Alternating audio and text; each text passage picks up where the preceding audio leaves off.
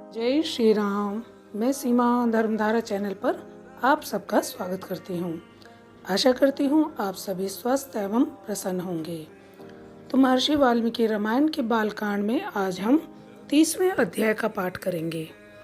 उससे पहले अगर अभी तक आपने मेरा चैनल सब्सक्राइब नहीं किया तो प्लीज़ उसे सब्सक्राइब कीजिए, वीडियो को लाइक एंड शेयर कीजिए, बेल आइकन को प्रेस कीजिए और अंत तक वीडियो को ज़रूर देखिए, सुनिए।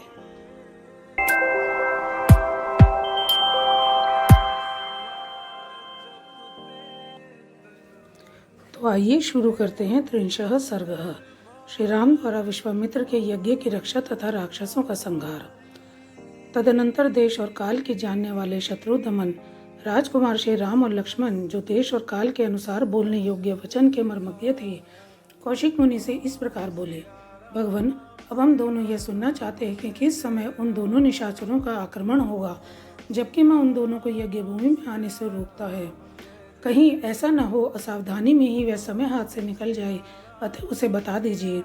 ऐसी बात कहकर युद्ध की इच्छा से उतावले हुए उन दोनों ककुस्थवंशी राजकुमारों की ओर देखकर वे सब मुनि बड़े प्रसन्न हुए और उन दोनों बंधुओं की भूरी भूरी प्रशंसा करने लगे। वे बोले, यह मुनिवर विश्वामित्र जी यज्ञ की दीक्षा ले चुके हैं, अतः अब मौन रहेंगे। आप दोनों रघुवंशी वीर सावधान होकर आज से 6 रातों तक इनके यज्ञ की रक्षा करते रहें। मुनियों का यह वचन सुनकर वे दोनों यशस्वी राजकुमार लगातार 6 दिन और 6 रात तक उस तपोवन की रक्षा करते रहे। इस बीच में उन्होंने नींद भी नहीं ली।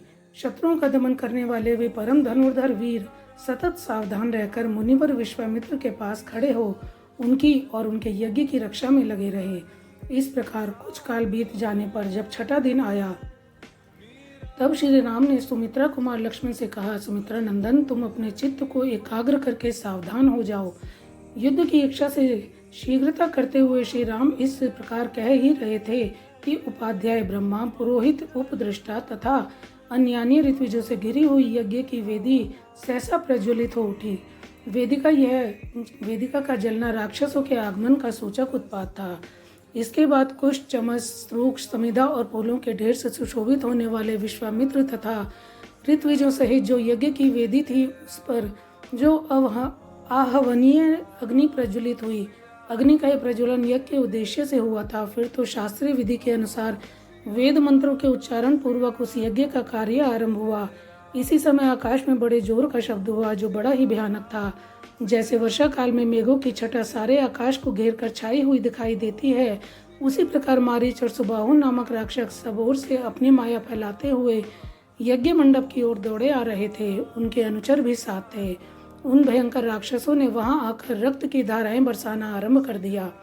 रक्त के उस प्रवाह से यज्ञ वेदी के आसपास की भूमि को भीगी हुई देख श्री रामचंद्र जी सहसा दौड़े और इधर उधर दृष्टि डालने पर उन्होंने उन राक्षसों को आकाश में स्थित देखा। मारीच और सुबाहु को सहसा आते देख कमल नयन श्री राम ने लक्ष्मण की ओर देखकर कहा, लक्ष्मण, वह देखो, मांस भक्षण करने वाले दुराचारी राक्षस आप पहुंचे। मैं मानवास्त्र से इन सबको उसी प्रकार मार भगाऊंगा जैसे वायु के वेग से बादल छिन्न भिन्न हो जाते हैं। मेरे इस कथन में तनिक भी संदेह नहीं है। ऐसे कायरों को मैं मारना नहीं चाहता। ऐसा कहकर वेगशाली श्री राम ने अपने धनुष पर परम उदार मानवास्त्र का संधान किया। वह अस्त्र अत्यंत तेजस्वी था। श्री राम ने बड़े रोष में भरकर मारीच की छाती में उस बाण का प्रहार किया। उस उत्तम मानवास्त्र का गहरा आघात लगने से मारीच पूरे 100 योजन की दूरी पर समुद्र के जल में जा गिरा। शितेशु नामक मानवास्त्र से पीड़ित हो मारीच अचेत सा होकर चक्कर काटता हुआ दूर चला जा रहा है। यह देख श्री राम ने लक्ष्मण से कहा, लक्ष्मण देखो, मनु के द्वारा प्रयुक्त शितेशु नामक मानवास्त्र इस राक्षस को मूर्छित करके दूर लिए जा रहा है, किंतु उसके प्राण नहीं ले रहा है। अब यज्ञ में विघ्न डालने वाले इस दूसरे निर्दय दुराचारी, पापकर्मी एवं रक्तभोजी राक्षसों को भी मार गिराता हूँ। लक्ष्मण से ऐसा कहकर रघुनंदन श्री राम ने अपने हाथ की फुर्ती दिखाते हुए शीघ्र ही महान आग्नेयास्त्र का संधान करके उसे सुबाहु की छाती पर चलाया। उसकी चोट लगते ही वह मरकर पृथ्वी पर गिर पड़ा। फिर महायशस्वी परम उदार रघुवीर ने वायव्यास्त्र लेकर शेष निशाचरों का भी संहार कर डाला और मुनियों को परम आनंद प्रदान किया। इस प्रकार रघुकुल नंदन श्री राम यज्ञ में विघ्न डालने वाले समस्त राक्षसों का वध करके वहाँ ऋषियों द्वारा इस प्रकार सम्मानित हुए जैसे पूर्व काल में देवराज इंद्र असुरों पर विजय पाकर महर्षियों द्वारा पूजित हुए थे।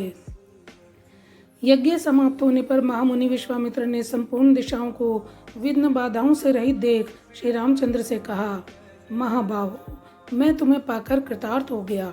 तुमने गुरु की आज्ञा का पूर्ण रूप से पालन किया। महायशस्वी वीर, तुमने इस सिद्धाश्रम का नाम सार्थक कर दिया। इस प्रकार श्री रामचंद्र जी की प्रशंसा करके मुनि ने उन दोनों भाइयों के साथ संध्योपासना की। इस प्रकार श्री वाल्मीकि निर्मित आर्ष रामायण आदि काव्य के बाल कांड में 30वां सर्ग पूरा हुआ। संगत जी, मेरे YouTube परिवार के सदस्यों से आज मैं कुछ कहना चाहती हूँ।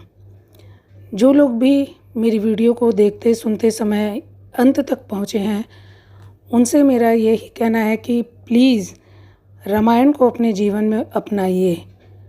ये मेरा अपना तजुर्बा है। मैंने खुद, जब तक संकटों से भरा जीवन होता है सभी का, कोई ना कोई समस्या हर दिन आती है, मेरे भी आती थी, आज भी आती है, लेकिन रामायण को जब से मैंने अपने जीवन में अपनाया, मैंने एक नियम पकड़ा कि मैं डेली रामायण का पाठ सिर्फ 5 मिनट पढ़ती हूँ, लेकिन पढ़ती ज़रूर हूँ। उसके बाद सब कुछ वही है, बस दृष्टिकोण बदल गया। पहले जो परेशानियाँ लगती थी, समस्याएं लगती थी, अब वो आके चली भी जाती हैं और पता ही नहीं चलता, दृष्टिकोण बदल जाता है। तो यही मेरी प्रार्थना है आप सबसे, आप सब भी डेली रामायण का पाठ खुद कर सकते हैं, खुद कीजिए, वरना ये जो वीडियो मैं आपके लिए रोज़ डाल रही हूँ ये आप ही के लिए समर्पित है। तो आप डेली एक वीडियो, डेली नियम से बस एक वीडियो डेली सुनिए। आपको यहाँ तक, अगर आप शुरू से शुरू करेंगे तो यहाँ तक पहुँचते तक इतना लाभ महसूस होगा, आपका जीवन में परिवर्तन होगा, विचारधारा बदलेगी, दृष्टिकोण बदलेगा। तो बस अगर मेरी ये बात आपको अच्छी लगे और मेरा ये जो प्रयास है आपको पसंद आ रहा हो तो प्लीज़ मेरी वीडियो को शेयर एंड लाइक कीजिए, चैनल को सब्सक्राइब कीजिए। तो मिलती हूँ आपसे नेक्स्ट वीडियो में नेक्स्ट चैप्टर के साथ। तब तक के लिए आप सब भी एक बार ज़ोर से बोलिए जय श्री राम।